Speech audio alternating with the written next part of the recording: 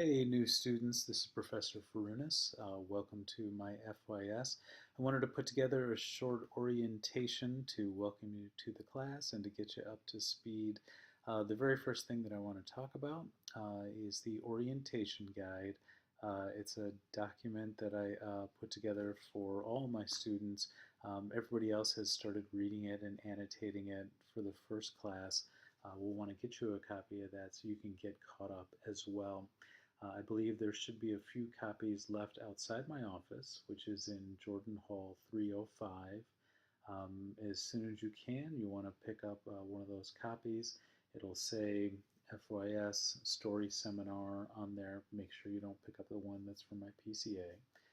Pick up the one that says FYS Story Seminar. And you'll want to annotate everything in there after the very first article that shows you how to annotate. Okay, the next step will be to look at the Moodle, which you see here on your screen. This is kind of the internet hub for our class. The thing I really want to draw your attention to here is the assignment schedule. Of course, there's a copy of the syllabus here, which will also be in the orientation guide that you read. The assignment schedule, though, I keep online. I'll show you why. Okay.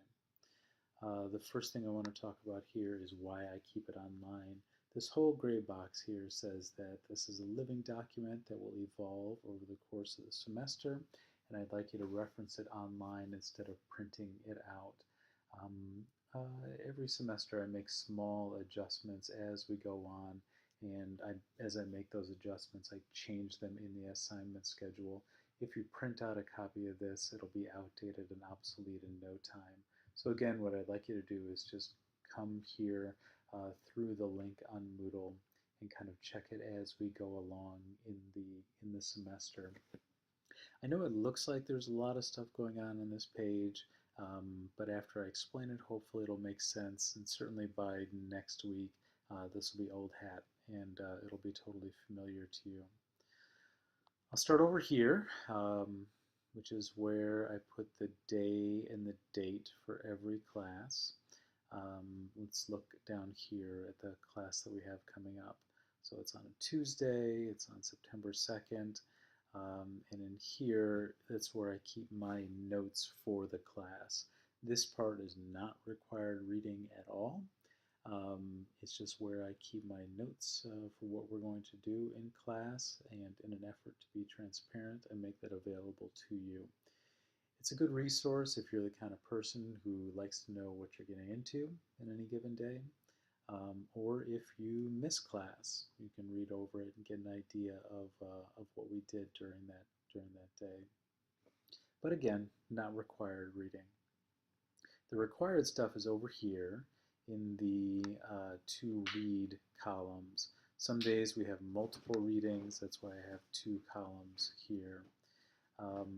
For Tuesday's class, you'll see that I'm asking you to read this second part of the orientation guide.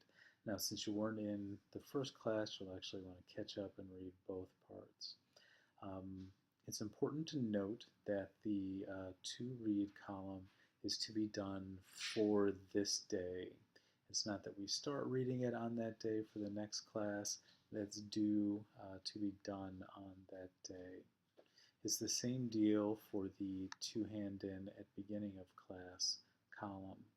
Here you'll see that we have a couple of small things to do for Tuesday's class.